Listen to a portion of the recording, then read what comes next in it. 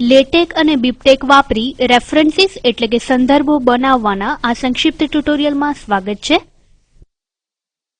પ્રથમ તમારે જે કરવું પડશે તે સંદર્ભોના ડેટાબેઝ બનાવવા, જેમાં ફાઈલ refબીબ માં છે।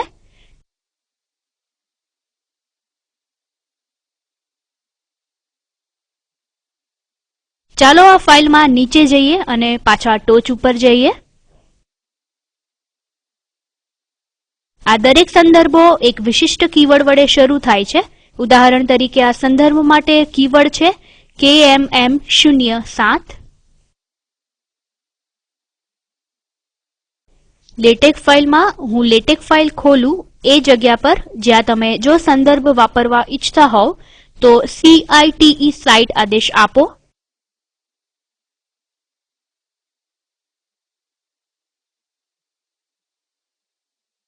ઉદાહરણ તરીકે સાઇટ કીવર્ડ અહીં જુઓ, સાઇટ KMM07 પહેલું સંદર્ભ કે જે આપણે refબીબ માં જોયું। બીજી વસ્તુ તમારે જે કરવાની રહેશે તે ફાઈલના નામનો સમાવેશ કરવો કે જે સ્ત્રોત ફાઈલમાં સંદર્ભો ધરાવે છે। અહીં મેં આ ડોક્યુમેન્ટના અંતમાં તેનો સમાવેશ કર્યો છે। બિબ્લિયોગ્રાફી રેફ, યાદ રાખો કે સંદર્ભો refબીબ માં છે।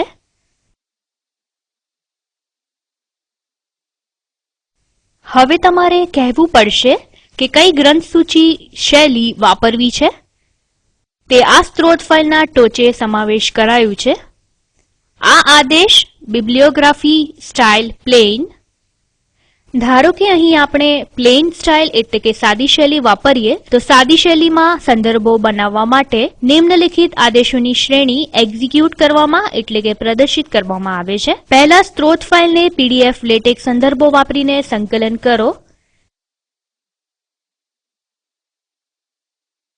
આદેશ બીબટેક રેફરન્સીસ એક્ઝિક્યુટ કરો।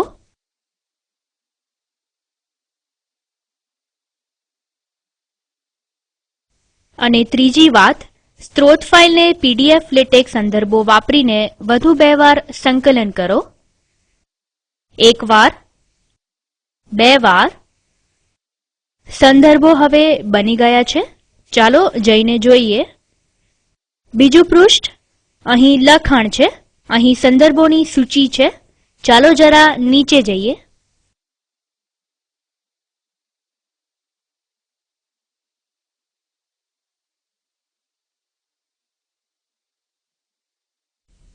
સાદી શૈલી સંદર્ભોની યાદીને વર્ણમાળાના ક્રમમાં અને ક્રમાંકન સાથે દર્શાવે છે। આ ક્રમાંકો મુખ્ય લખાણમાં પણ વપરાય છે। સંદર્ભ શૈલી UNSRT સાદી શૈલી સમાન છે પણ એક તફાવત ધરાવે છે।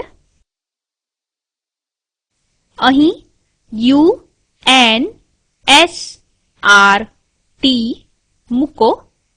સંદર્ભોના ક્રમની યાદી તેના થયેલા ઉપયોગને અનુસંધાનમાં રાખી કરવામાં આવે છે। ચાલો આપણે સાદી શૈલીને UNSRT શૈલીમાં બદલીએ એ જ રીતે જે રીતે આપણે કર્યું અને પછી લેટેક અને બીબટેકની કાર્યપદ્ધતિને પુનરાવર્તિત કરીએ। જો કે પહેલા લેટેક સ્ત્રોત ફાઈલ PDF લેટેક વાપરીને, ત્યારબાદ બીબટેક સ્ત્રોત ફાઈલ અને પછી લેટેક સ્ત્રોત ફાઈલને 2 વખત, પહેલી વાર, બીજી વાર। નોંધ લો કે હવે શું થયું, તમે જોઈ શકો છો કે આણે સંદર્ભોને એ ક્રમમાં ઉત્પન્ન કર્યા છે જે રીતે તે કાગળમાં ઉલ્લેખવામાં આવ્યા છે। ઉદાહરણ તરીકે આ પહેલું સંદર્ભ અહીં પહેલા ઉલ્લેખાયું છે। સંદર્ભ 2 તરીકે ઓળખાયું છે કારણ કે તે અહીં ઉલ્લેખાયું છે। તે આ સૂચિમાં બીજા ક્રમાંક તરીકે સૂચિબદ્ધ છે। ચાલો થોડું આ સૂચિમાં નીચે જઈએ।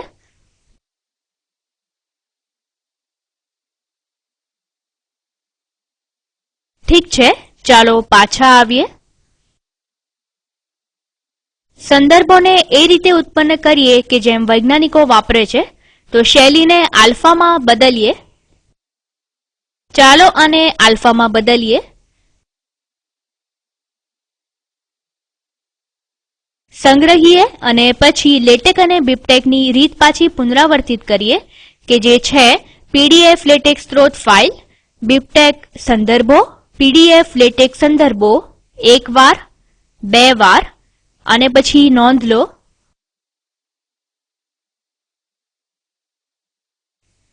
હવે આપણે આ સંદર્ભોની શૈલી મેળવી છે।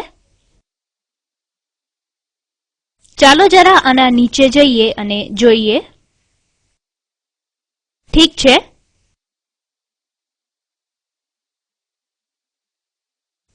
સંદર્ભોની ઘણી અન્ય શૈલીઓ છે।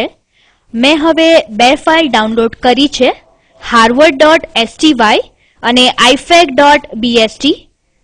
નિમ્નલિખિત ફેરફારો કરો। પહેલા યુઝ પેકેજીસ આદેશમાં હાર્વર્ડનો સમાવેશ કરો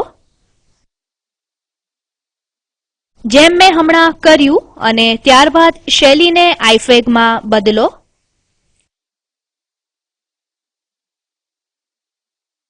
ફાઈલનો સંગ્રહ કરો। હવે ચાલો ફરી પાછી લેટેક અને બીબટેકની રીત કરીએ।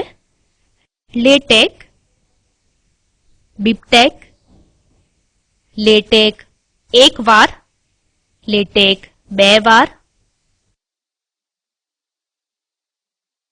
આપણે સંદર્ભોની સૂચિ આ પીડીએફ ફાઈલ રૂપે મેળવીએ છીએ। ચાલો જરા એક વાર નીચે જઈએ।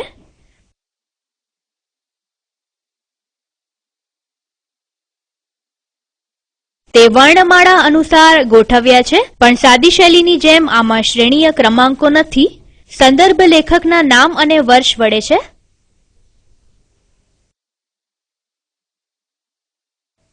આ શૈલીમાં ત્યાં સાઇટ એઝ નાઉન નામનો વિશેષ આદેશ છે જે લેખકનું નામ ચાલુ પાઠમાં ઉલ્લેખવા મદદ કરે છે, ના કે કૌંસમાં।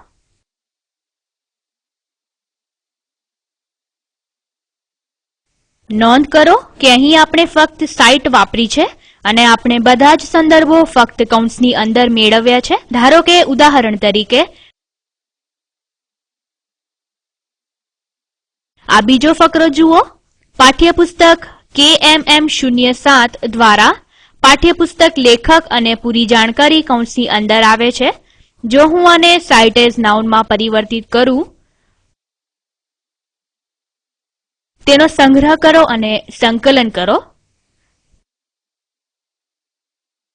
પરિણામમાં હવે મૌદ્ગલ્ય ચાલુ રહેલ પાઠમાં કૌંસની બહાર આવ્યું છે। જો તમને અમુક અન્ય સંદર્ભિત શૈલીની આવશ્યકતા હોય તો વેબ ઉપર શોધો। સંભવતઃ કોઈકે પહેલેથી જ આવશ્યક STY અને BST ફાઈલો લખી હોઈ શકે છે। અહીં આ ટ્યુટોરીયલ સમાપ્ત થાય છે। ભાષાંતર કરનાર છે ભરતભાઈ સોલંકી અને રેકોર્ડિંગ કરનાર હું શિવાની ગડા વિદાય લઉં છું। આભાર।